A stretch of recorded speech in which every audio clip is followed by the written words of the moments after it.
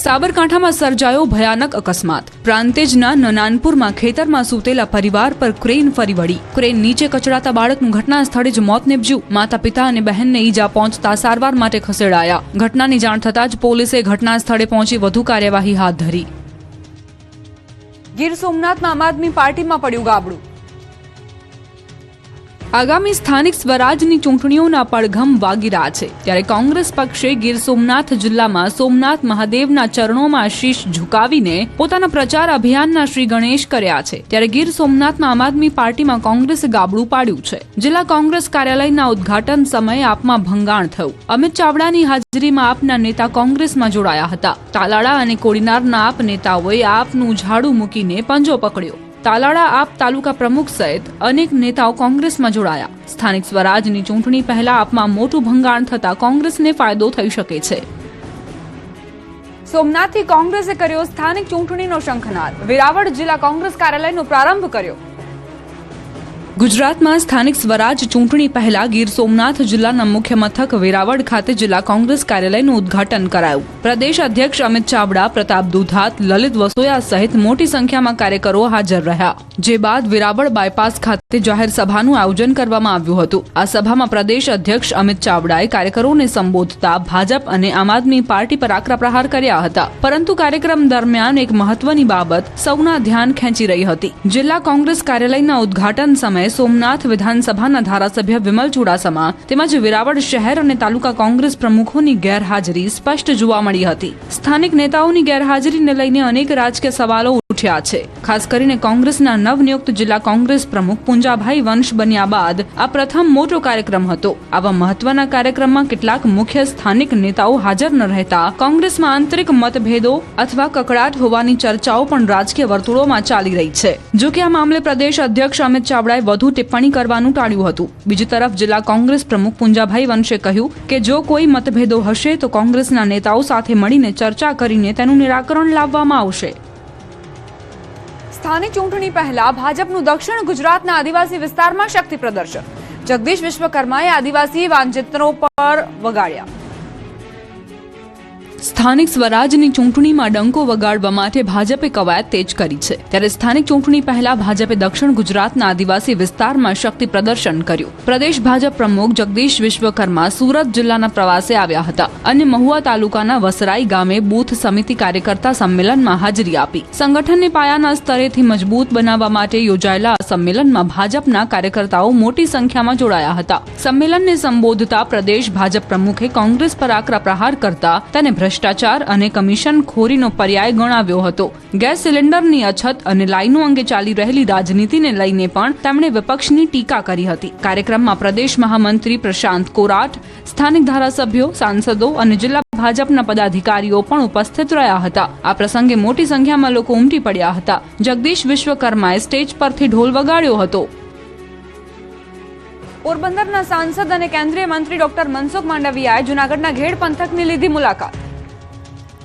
પોરબંદરના સાંસદ અને કેન્દ્રીય મંત્રી ડોક્ટર મનસુખ માંડવિયાએ જૂનાગઢના ઘેડ પંથકની મુલાકાત લીધી હતી। આ દરમિયાન તેઓએ વરસાદી પાણીના ભરાવાની સમસ્યાના કાયમી ઉકેલ માટે ચાલી રહેલી યોજનાની સમીક્ષા કરી હતી। તેમણે મેખડી ગામે સાબલી નદીને ઊંડી કરવાની કામગીરી અને ફૂલરામા ગામ નજીકના પ્રોજેક્ટનું નિરીક્ષણ કર્યું। કેન્દ્રીય મંત્રીએ ઘેડ પંથકમાં વરસાદી પાણી ભરાવાનું કાયમી ધોરણે ઉકેલ આવે અને તે કામની ગુણવત્તા જળવાય, સુવ્યવસ્થિત રીતે કામ કરવામાં આવે અને સમય મર્યાદામાં કામ પૂર્ણ થાય તે માટે જરૂરી દિશા નિર્દેશો આપ્યા હતા। ઉપરાંત સંલગ્ન અધિકારીઓને પણ સતત કામ પર દેખરેખ રાખવાની સૂચના આપી હતી। આ પ્રવાસ દરમિયાન તેમણે સ્થાનિક ગ્રામજનો સાથે પણ સંવાદ કરી તેમના પ્રતિભાવો મેળવ્યા હતા।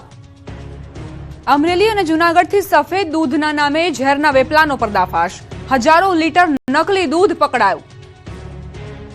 અમરેલી જિલ્લાના ખાંભા તાલુકાના ઇંગોરાળા ગામેથી સફેદ દૂધના નામે કાળા કારોબારનો પર્દાફાશ થયો છે। સફેદ દૂધના નામે ઝેરનો વેપલો કરતા ખાંભા પોલીસ અને ફૂડ સેફટી વિભાગને મળેલી ચોક્કસ બાતમીના આધારે ઇંગોરાળામાં રાણા જે સાસુસરા અને રાજુ જસા આલના રહેણાંક મકાનોમાં તપાસ હાથ ધરવામાં આવી હતી। આ દરોડા દરમિયાન સ્થળ પરથી 220 લીટર નકલી દૂધ, 213 કિલો દૂધ બનાવવાનો પાવડર, 43.4 કિલો વનસ્પતિ તેલનો જથ્થો મળી આવ્યો હતો। કુલ 78,820 રૂપિયાનો મુદ્દામાલ જપ્ત કરાયો। સ્થળ પર જ નકલી દૂધનો નાશ કરાયો હતો, જ્યારે નકલી દૂધના નમૂના FSLમાં મોકલાયા હતા।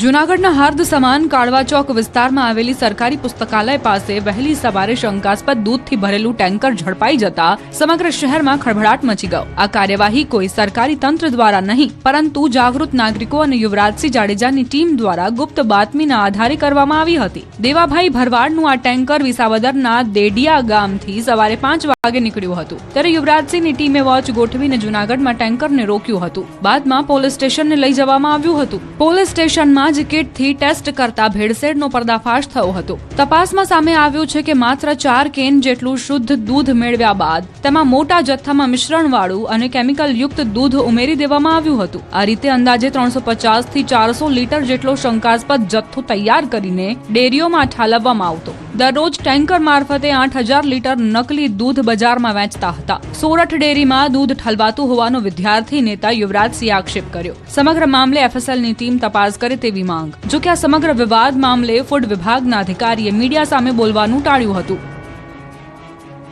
દહેગામના પશુપાલકોનું આંદોલન વધુ ઉગ્ર બન્યું છે. ગાંધીનગરના દહેગામના પશુપાલકોનું આંદોલન વધુ ઘેરાયું. દહેગામના 15,000 જેટલા પશુપાલકો હાલ વહીવટી વિસંગતતા અને વર્ષ 2000ના જૂના નિયમોને કારણે આર્થિક મુશ્કેલી ભોગવી રહ્યા છે, જેને લઈને સતત 5મા દિવસે પશુપાલકો રોડ પર ઉતર્યા હતા. MP હસમુખ પટેલની સભા બહાર પોતાના હક માટે વિરોધ કરવા ઉતર્યા. મોટી સંખ્યામાં રોડ પર ઉતરીને વિરોધ પ્રદર્શન કરતા રોડ જામ થઈ ગયો હતો. રોડ પર ટ્રાફિક જામ થતા પોલીસ દોડી આવી વિરોધ કરી રહેલા પશુપાલકોને રોડ પરથી દૂર કરવામાં આવ્યા, જેથી પશુપાલકો અને પોલીસ વચ્ચે ચકમક થઈ હતી. પોલીસે બળજબરીપૂર્વક વિરોધ કરતા લોકોને રોડ પરથી હટાવીને અટકાયત કરી. નોંધનીય છે કે પશુપાલકોને ફરજિયાતપણે અમદાવાદની ઉત્તમ ડેરીમાં ઓછો ભાવ મળતો હોવા છતાં દૂધ આપવા મજબૂર કરવામાં આવે છે. 27 ફેબ્રુઆરીના બોર્ડ ઓફ નોમિનીના આદેશ પછી 95,000 લીટર દૂધના વિતરણમાં ગૂંચવણ ઊભી થઈ છે. આ ગૂંચવણને કારણે પશુપાલકોને તેમના હક માટે લડવા મજબૂર કરવામાં આવ્યા. ત્યારે પશુપાલકોનું કહેવું છે કે અમને સંઘર્ષ નથી કરવો, માત્ર અમારા હકનો ભાવ જોઈએ. અંબાજી મંદિરમાં પાર્ટી બાદ તપાસનો ધમધમાટ. પૂજારી, રસોઈયા સહિત 26ને પ્રાંત અધિકારીનું તેડું. જૂનાગઢના ગિરનાર સ્થિત અંબાજી મંદિરમાં ભંડારામાં દારૂ અને નોનવેજની પાર્ટીનો વિડીયો વાયરલ થયા બાદ વહીવટી તંત્ર હરકતમાં આવ્યું છે. આ ગંભીર ઘટનાની તપાસ પ્રાંત અધિકારીને સોંપવામાં આવી છે. તપાસના ભાગરૂપે રવિવારની રજા હોવા છતાં પ્રાંત અધિકારીએ પૂજારી, પીઆરઓ અને રસોઈયા સહિત કુલ 26 લોકોને પૂછપરછ માટે બોલાવ્યા હતા, જેમાંથી મંદિર સાથે જોડાયેલા 11 લોકો સહિત અન્ય વ્યક્તિઓ નિવેદન નોંધાવવા માટે કચેરી સમક્ષ હાજર થયા હતા. પવિત્ર યાત્રાધામની ગરિમા લજવનાર આ કૃત્યમાં કોની કેટલી સંડોવણી છે તે જાણવા માટે તંત્ર ઊંડાણપૂર્વક તપાસ કરી રહ્યું છે. આવતીકાલ સુધીમાં અહેવાલ તૈયાર થશે. ગુજરાતના ઉમરેઠ બેઠકના ભાજપના ધારાસભ્ય ગોવિંદ પરમારના મૃત્યુ બાદ ખાલી પડેલી બેઠક પર પેટા ચૂંટણીની જાહેરાત થઈ છે. ઉમરેઠ બેઠક પર 23મી એપ્રિલે પેટા ચૂંટણી થશે અને 4 મેના રોજ મતગણતરી થશે. બીજી તરફ ચૂંટણી પંચે આસામ, કેરળ, પુડુચેરી, તમિલનાડુ અને પશ્ચિમ બંગાળમાં વિધાનસભા ચૂંટણીની તારીખોની જાહેરાત કરી. તમિલનાડુમાં 23 એપ્રિલે એક જ તબક્કામાં મતદાન થશે. બંગાળમાં 23 અને 29 એપ્રિલે 2 તબક્કામાં મતદાન થશે. કેરળ, આસામ અને પુડુચેરી એમ 3 રાજ્યોમાં મતદાન 9 એપ્રિલે એક જ તબક્કામાં થશે. પરિણામો 4